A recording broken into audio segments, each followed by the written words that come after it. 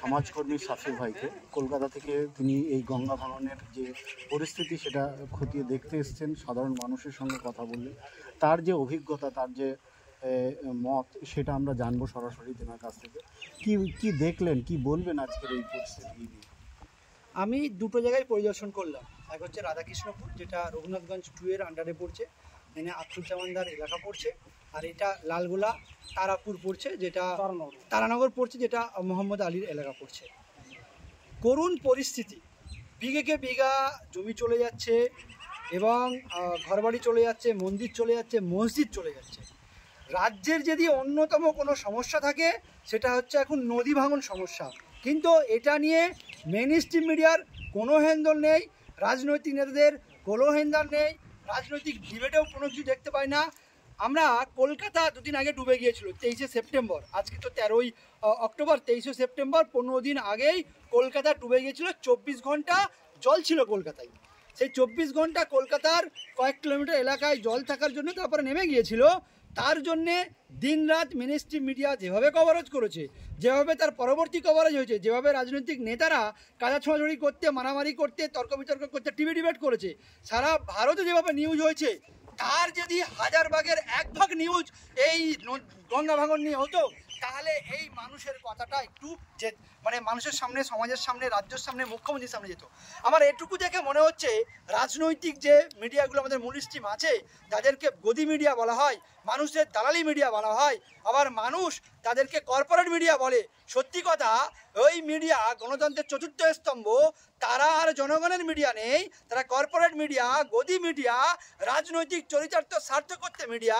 দিনরাত নেতাদের কথা, নেতাদের এখন তো নেতাদের অধিকাংশ কথা তো মিথ্যা কথা হয়। কোথা দাঙ্গা লাগিয়ে রাজনৈতিক সুবিধা হবে, কোথা হিন্দু মুসলিম বিভাজন করে রাজনৈতিক সুবিধা হবে, কোথা হিন্দু মুসলিম লড়িয়ে দিয়ে রাজনৈতিক সুবিধা হবে, এইটা দেখে কোন নেতাকে তুললে আমাকে কোটি কোটি টাকা দিবে, কোন নেতাকে দুর্নাম করলে তার কাছ থেকে ভয় দেখিয়ে কোটি কোটি টাকা পাবো, কোন ধর্ষণ কেসটা তুললে টাকা পাবো, কোন ধর্ষণ কেসটা রাখলে টাকা পাবো।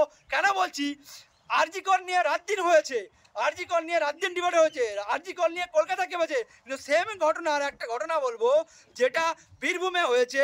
স্কুল ছাত্রীকে ধর্ষণ করা হয়েছে, সপ্তম না নবম শ্রেণীর ছাত্রীকে, আদিবাসী ছাত্রীকে, সেটা নিয়ে কিন্তু মেইন স্ট্রিম মিডিয়ার মাথা ব্যথা নেই, সেটা নিয়ে বাবুদের মাথা ব্যথা নেই, মানে কালচারাল কলকাতার বাবুদের মাথা ব্যথা নেই। কিন্তু সেই রকমই আমাদের এই তারানগরের যে করুণ কাহিনী, রাধাকৃষ্ণের করুণ কাহিনী, এই করুণ কাহিনী এই দুদিনের নয়, এই করুণ কাহিনী ফারাক্কা ড্যাম হওয়ার পর থেকে, ফারাক্কা ব্যারেজ হওয়ার পর থেকে হয়েছে। সেই করুণ কাহিনীরই ফলভোগ এই সমগ্র সেই সুতি ধুলিয়ান থেকে, শামসেরগঞ্জ থেকে এখন এই তারানগর এসছে, আবার জলঙ্গির দিকেও কিছুটা আছে। তো এই কাহিনী আজকালের নয়, এই কাহিনী বিগত 70 বছর এসছে। এই কাহিনী যদি আজ শুধু আমি তৃণমূল সরকারকে বলবো না, এখানে কংগ্রেস সরকারও দায়ী, বামফ্রন্ট সরকারও দায়ী, তারা 34 বছর ক্ষমতায় ছিল, এবং বর্তমানে তৃণমূল সরকারের 15 বছর হতে চললো, 14 বছরে চলছে রানিং, 15 বছরের রানিং বলা যায়, সেই সরকারও কিছু করে না। এখন বর্তমানে এত আধুনিক টেকনোলজি হয়েছে, তারপরেও কিন্তু গঙ্গার সমস্যা নিয়ে কোনো সমাধান নেই। আমি এখানেই কোনো মানুষজনের ভিডিওতে দেখছিলাম, ওই যে ওই পারে তো আমাদের পদ্মার ওই পারে হচ্ছে বাংলাদেশ, সেখানে নাকি ওই যে শঙ্করপুর দীঘা, ওখানে কি সুন্দর পাড় বাঁধা হয়েছে, বড় বড় ঢেউ এসে সেখানে একটা মাটির কণা পর্যন্ত হিলাতে পারে না, সেই রকম নাকি বাংলাদেশ বেঁধেছে। যে বাংলাদেশকে আমরা টোল করি খেলাতে, যে বাংলাদেশকে বিভিন্ন বিষয় নিয়ে টোল করি, যে বাংলাদেশকে ধর্মীয় বিষয় নিয়ে টোল করা হয়, যেহেতু আজকাল তো আমাদের সব কিছু হিন্দু মুসলমান ভাগ করে দিয়েছে, মুসলমান করলে একভাবে দেখা হয় একটা হচ্ছে ঘটনা, হিন্দু করলে একভাবে দেখা হয়, সেক্ষেত্রে বাংলাদেশকে যেভাবে টোল করা হয়, আজ সে বাংলাদেশ জনগণের ভিটে মাটি, জনগণের জমি, জনগণের একটা বাড়ি হলে সমগ্র সঞ্চয় করে একজন বাড়ি করে, সেই বাড়ি বাজাতে বাংলাদেশ কয়েক কিলোমিটার দেখলাম, সেই ভিডিওগুলো তোমাদের থাকলেও চালিয়ে দিবে, সুন্দরভাবে পাড় বেঁধেছে দেখলাম। তারা নদীতে এইভাবে বাঁধ দিয়ে করতে পারে, কেন করতে পারবে না? সাম্প্রতিক 2 বছরে 100 কোটি টাকা স্যাংশন হয়েছে।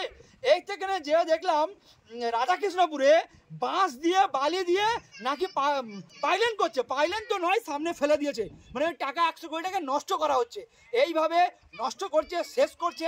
এখানের কংগ্রেস সরকারও, প্রণব মুখার্জি রাষ্ট্রপতি ছিলেন, প্রণব মুখার্জি শুধু রাষ্ট্রপতি নয়, তিনি 40 বছর ক্ষমতার কেন্দ্রবিন্দুতে ছিলেন। তিনি ইন্দিরা গান্ধীর কেন্দ্রবিন্দু ছিলেন, রাজীব গান্ধীর কেন্দ্রবিন্দু ছিলেন, সোনিয়া গান্ধী, মনমোহন সিংয়ের কেন্দ্রবিন্দু ছিলেন। তিনি পারলে তিনি রাষ্ট্রপতি হয়েছিলেন, এবং তাকে যে এমপি দিয়েছিল, এই জঙ্গিপুরবাসী এমপি দিয়েছিল, তিনি এখান থেকে বারবার জঙ্গিপুরবাসী এমপি হয়েছে, তারপর ওদের ছেলেও এমপি হয়েছে, কিন্তু তারা কি দিয়েছে? ভাঙনে নদী গর্ভে এই যে এলাকা চলে যাক এবং নদী গর্ভে মসজিদ চলে যাক, এখানে মানুষ চলে যাক। যেখানে চীন একটু জমি নিলে আমরা লাফালাফি করি, পাকিস্তান একটু জমি নিলে লাফালাফি করি, এখানে হাজার হাজার বিঘে নদী গর্ভে চলে যাচ্ছে। শুনছিলাম কয়েক বছর আগে রাধাকৃষ্ণ এলাকায় 17-18 বিঘা চলে গেছে। এইসব এলাকা যদি নেই আরও কয়েক হাজার হাজার বিঘা চলে গেছে। তাহলে হাজার হাজার বিঘা আমাদের বাংলার জমি, ভারতের জমি চলে যাচ্ছে, নষ্ট হচ্ছে, তা দিয়ে রাজনৈতিক কোনো বাঁচা নেই। কিন্তু চীন একটু কী করছে সেটা নিয়ে রাজনীতি করছি, পাকিস্তান একটু কী করছে সেটা নিয়ে রাজনীতি করছি। সব সেখানেও যেমন আমাদের জমি, এটাও আমাদের জমি, কেন এগুলো রক্ষা করা হবে না? কেন এই নিয়ে কথা উঠবে না? আমরা সাধারণ মানুষ কলকাতার অবস্থান বিক্ষোভের ডাক দিচ্ছি। এখানের মানুষদেরকে বলবো, লালগড়ায় আপনারা তাঁবু ফেলুন, লালগড়ায় আপনারা অবস্থান বিক্ষোভ করুন। আমাদের মেন স্ট্রিম দালাল মিডিয়া, দাঙ্গাবাজ মিডিয়া, একচোটে মিডিয়ার তাদের দরকার নেই। যারা এই ইউটিউব ভাইরা আছেন, সোশ্যাল মিডিয়া ভাইরা আছেন, তারা কভার করবে। এই এলাকার মানুষজনকে বলছি, সুশীল সমাজকে বলছি, আপনারা লালগোলায় স্টেজ বাজুন, লালগোলায় সারাদিন কাজ করার পর সন্ধ্যের পর থেকে গিয়ে আপনারা গান, কবিতা, ইতিহাস তুলে ধরুন। এখানের ভিডিওগুলো একটা প্রজেক্টের মাধ্যমে তুলে ধরুন, বক্তব্য দিন, ছড়িয়ে দিন, অবস্থান বিক্ষোভ অবস্থান করুন। আপনারা কাল থেকেই প্রোগ্রাম করুন যে আমরা এখানে একটা স্টেজ বেঁধে লাগাতার অনশন করব। সারাদিনের কাজ করে সন্ধ্যেবেলা গিয়ে সেখানে সবাই জড়ো হবেন, সেখানে সবাই স্লোগান তুলবেন, সেখানে কবিতা, গান, আবৃত্তি তুলবেন। রাজনৈতিক নেতাদেরকেও ডাকুন। এবারে আমরা যারা আছি আরও নেতারা নিয়ে কলকাতায় আমরা অবস্থান বিক্ষোভ করব, কলকাতায় আমরা এই বিষয়গুলো তুলব, কলকাতায় আমরা ধর্ণা মঞ্চ দেবো। আর রাজনৈতিক নেতাদেরকে বলবো, যারা বর্তমান আছেন, আগে কি হয়েছে জানি না, এখন বর্তমান যদি কাজ করতে চান আপনারা দিল্লি গিয়ে অবস্থান বিক্ষোভ করুন। আমরা মানুষরা লালগোলায় করছি, কলকাতায় করব, আপনারা দিল্লিতে অবস্থান করুন। এখানে 20টা কেন 20টা শাসক দলের আছে, আর 2টো আছে বিজেপির, এবং এমপি আছে 3টে। তারা তো তাদের মেকানিজম, পার্টি, দল সব কিছু আছে। মমতাদি তার রাজনৈতিক এজেন্ডার জন্য দিল্লিতে অবস্থান বিক্ষোভ করছে, নেতারা করছেন। এখানের 22টা এমএলএ, 3টে সংসদ, তারা এখানের মানুষের জন্য। কেন আপনারা দিল্লিতে ধর্ণা দিবেন না? আপনারা যদি প্রকৃত দিল্লিতে ধর্ণা না দেন, দিল্লিতে অবস্থান বিক্ষোভ না করেন, কারণ এটা দিল্লিরও কাজ।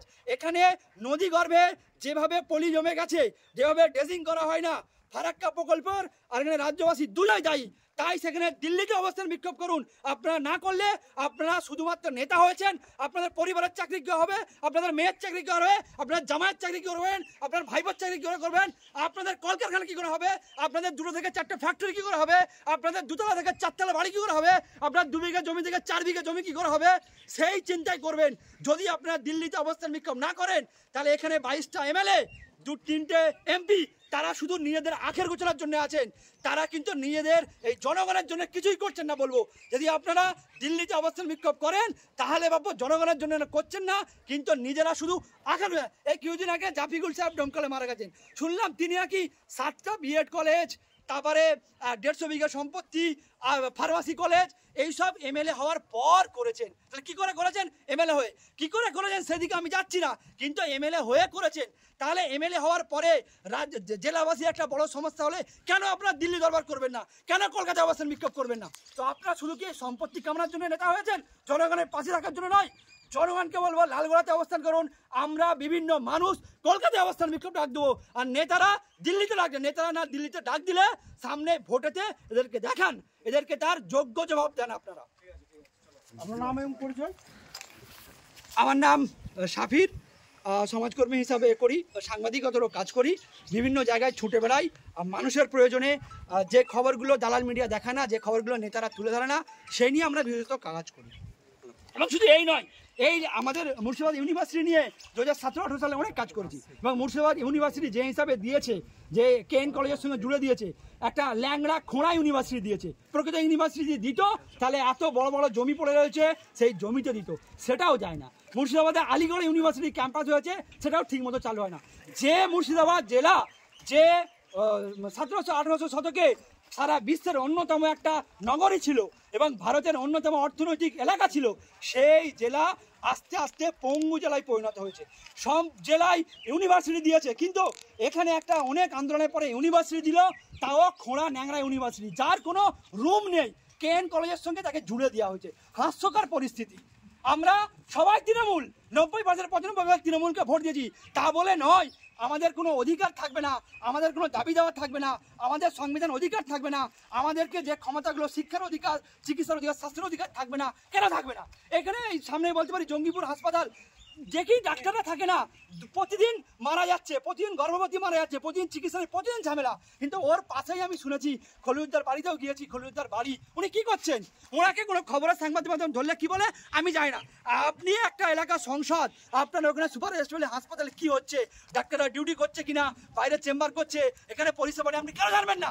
না জানলে আপনি ক্ষমতা ছেড়ে দেন, আপনি না জানলে আপনি ক্ষমতা ছেড়ে দেন, কেন আপনি জানবেন না?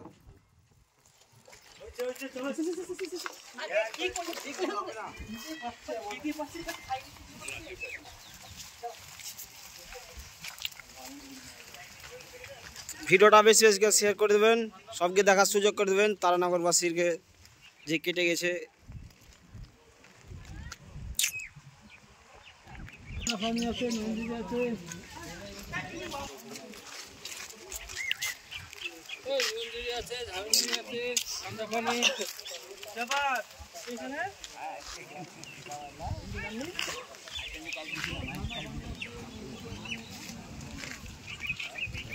তো দেখতে পাচ্ছেন এই যে সব বাড়িঘর সব চলে গেছে।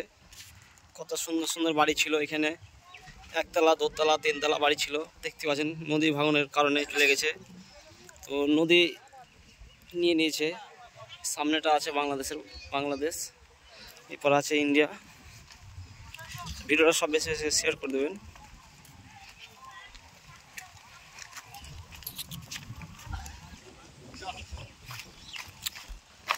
দেখতে পাচ্ছেন তারানগরের ভয়াবহ অবস্থা।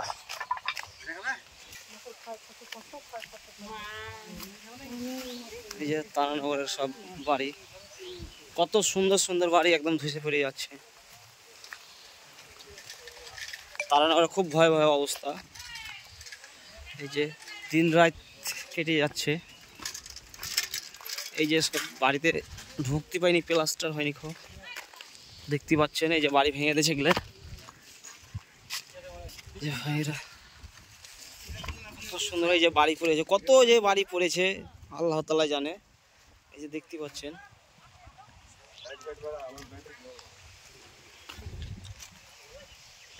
এই যে দেখতে পাচ্ছেন বাড়িঘর সব ভেঙে দিয়েছে, কত বাড়ি। এই বাড়িটা পড়ে যে পূর্ব অবস্থা হয়ে গেছে। ছাদ আছে বলে ইট ফিটলি দেখো। দেখতে পাচ্ছেন কত লোকজন এসছে সব তারানগর দেখতে। একদম চারি সাইডে বাড়ি ভেঙে একাকার হয়ে গেছে। তো দেখেন কত সুন্দর সুন্দর বাড়ি ভেঙে দিয়েছে এখানে।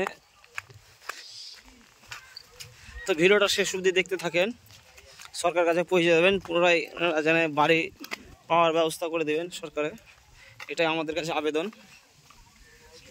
তো ভিডিওটা সব বেশি বেশি করে শেয়ার করে দেবেন।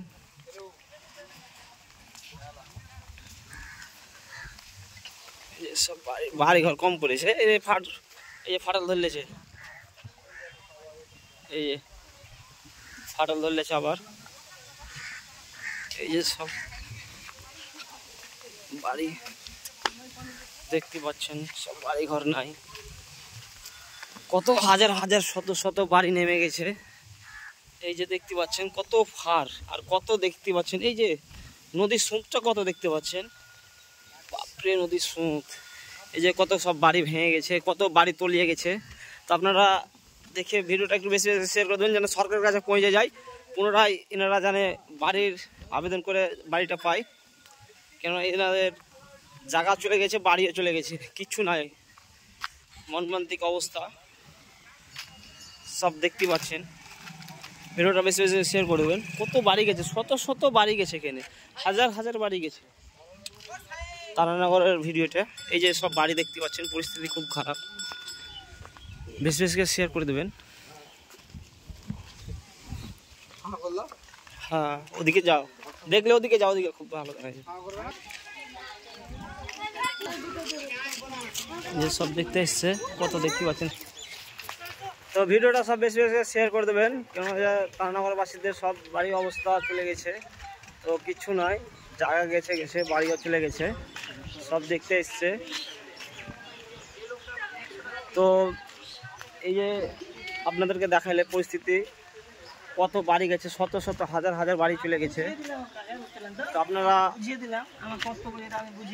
সরকারের কাছে আমার আবেদন, জানে পুনরায় ওনারা যাদের বাড়ি চলে গেছে কি যাবে তাদেরকে যেন আবার বাড়ি ফিরিয়ে দেওয়ার ব্যবস্থা করুক আর জায়গা দেওয়ার ব্যবস্থা করুক। কেন হাজার হাজার শত শত লোক কোথায় যাবে, এত হাজার হাজার বাড়ির লোক চলে গেছে।